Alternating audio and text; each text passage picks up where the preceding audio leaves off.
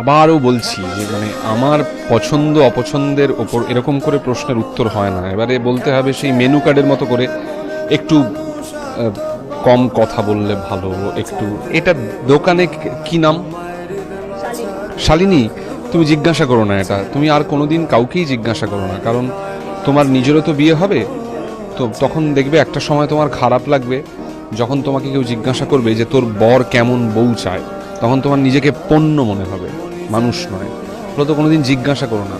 আমরা যখন দোকানে জিনিস কিনতে যাই তখন জিজ্ঞাসা করি যে এটা মিষ্টি কম হবে তো, বা এই চাটা ভালো হবে তো, এটা কতক্ষণ ফোটাতে হয়।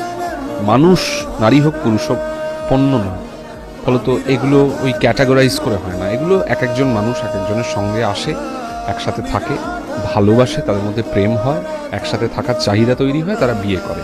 ওই কি কি চাইবে এই দিয়ে আর বিয়ে মানে আমাদের আধুনিক মানে কি কারণে আমরা নিজেদেরকে আধুনিক বলবো? এগুলো না করলেই তো বলবো, না হলে তো আধুনিক বলার কোনো যুক্তি নেই।